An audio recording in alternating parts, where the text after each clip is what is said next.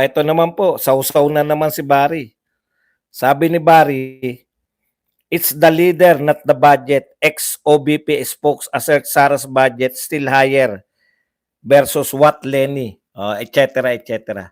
Alam mo Barry, nagpost si Sara Duterte, wala na silang budget para sa burial at medical support sa mga tao. Ano ang masama doon? Wala. Yun ay katotohanan. Kung may dapat magalit yung mga tao sa nagtanggal ng budget, di ba? Sa mga congressman at mga senador. Pero bakit nagagalit ka pa rin sa Office of the Vice President?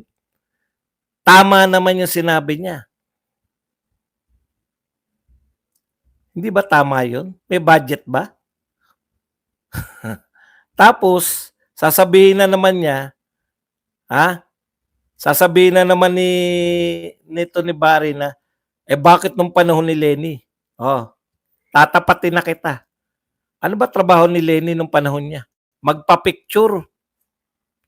Wala siyang hindi talaga siya nakakatulong dahil magpa-picture lang yung ginagawa niya. Konting tulong, picture-picture.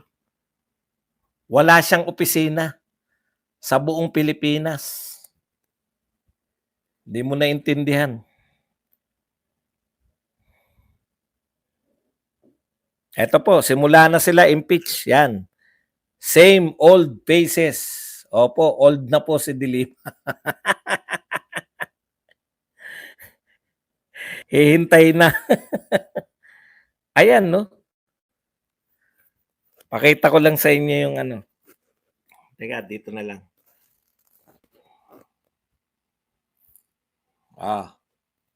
Para makita nyo naman. Ito po, SWS to. Hindi kasi pinapakita eh. Gusto nila panay ano lang eh. Gusto nila panay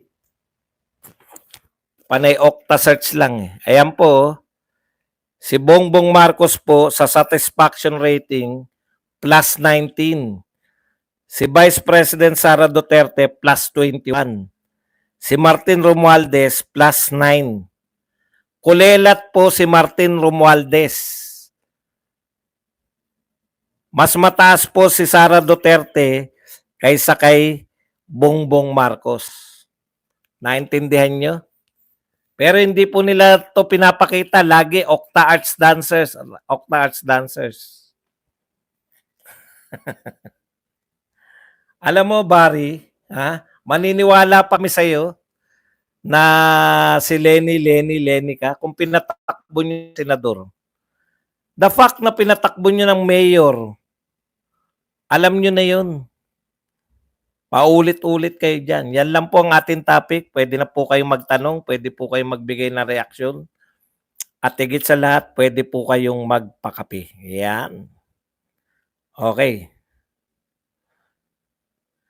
Alam niyo po, ganito po yan eh, no? Siyempre, dahil tahimik lang lagi si Chis Escudero, di naman siya kasama sa mga issues. Wala naman, actually, wala talagang issue sa kanya kundi pagiging waiter niya.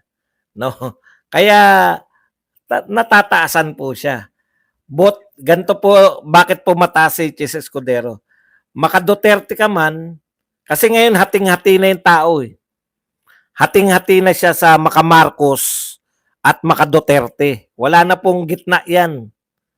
Dalawa lang po yan. Maka-Marcos ka or maka-Duterte ka. 31 million na bumoto, yung 32 million ni BP Sara, nabawasan na rin yun kasi may mga solid naman talaga na maka-Marcos. Kaya yung 32 million ni BP Sara, 31 million na lang. Yung 31 million naman ni Marcos, nabawasan na rin yun dahil may maka-Duterte. Kaya 1.5 million na lang po ang supporter ni Marcos. Opo, 1.5 million. Paano ko nalaman? Meron din akong survey. Weya Dancer Survey. Universal Motion Dancer Survey. Kung kayo may Okta Survey, ako, Universal Motion Dancers survey naman. Oh, 'di ba? Ganun lang po yung epekto niyan. 1.5 lang. Utot nyo.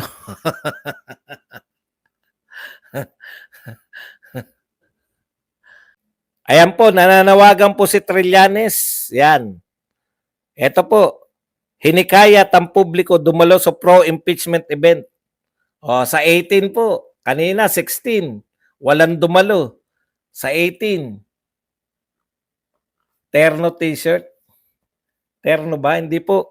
Nagkataon lang. Ito lang po ang sinusuot ko na ngayon. Yung iba sira na.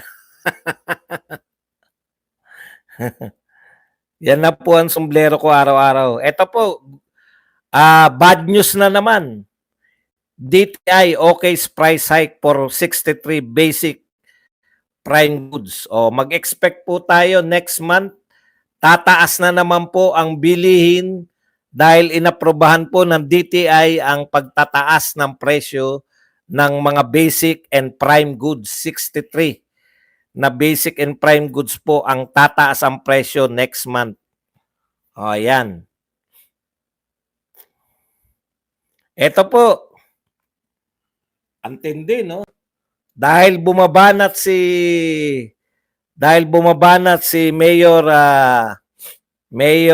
Magalong ng Baguio City. Bigla po nilabas to, no? COA has flagged the city government of Baguio for having 4.43 billion in time deposits and several high-yield savings accounts. Ayan.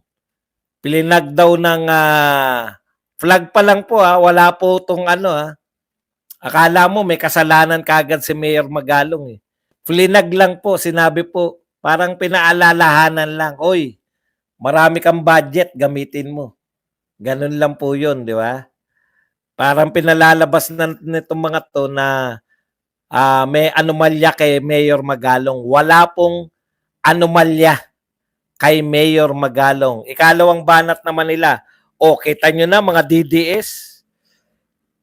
Ayan, no, sabi, naku, kaya siguro nag-iingay ang mga Duterte para ma-deflect ang baho nila. Una po, natutuwa kami kay Mayor Magalong dahil ini-expose niya po yung 777. Pero hindi po siya DDS. Hindi po siya Duterte supporter. Pasensya na po kayo. Bigo na naman kayo. No? Ito kasi mga to, sa kababawan ng utak nila, akala nila lahat, no? Akala nila lahat ng mga tao na tumitira sa kanila,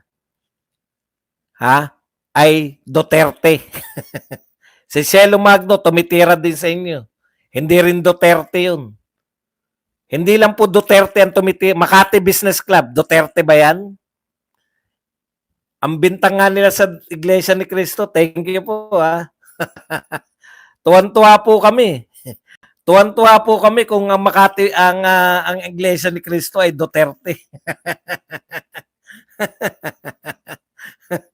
Hindi po naintindihan nyo? Sino ba naman may ayaw na si Mayor Magalong ay Duterte supporter? Sino ba naman may ayaw na ang Makati Business Club ay Duterte supporter? O kaya lang, magsisinungaling ako kung sasabihin ko na Duterte sila. Ibig sabihin, malawak na ang tumututol sa mga pinaggagawa ninyo.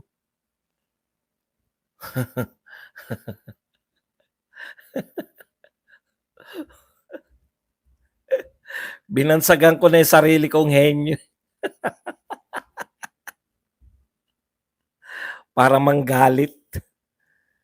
Hindi lang po mga Duterte. Natutuwa kami kay Magalong pero hindi po namin siya kiniklaim na Duterte, mga bugok. INC, ito sabi ni Dilima pala, antindi. This INC rally is supporting a minority position.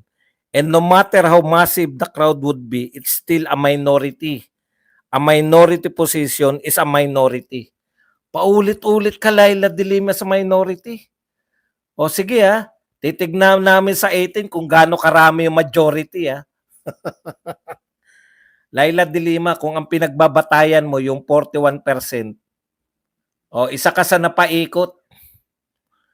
Isa ka sa napaikot ng nagmanipula Paano magiging 41% 55% hindi nila alam yung impeachment?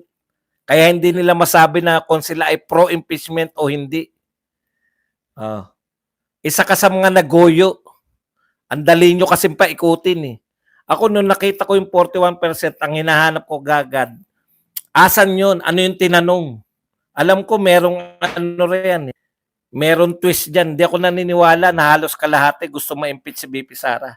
Yung pala yung twist. Mahigit sa kalahati, hindi nila alam na i-impeach si BP Sara. Kaya yung konti na lang ang natitira, yun lang yung nagsabi, 19% lang, Laila de Lima. Ang sabi nila na pro-impeachment sila, 19%.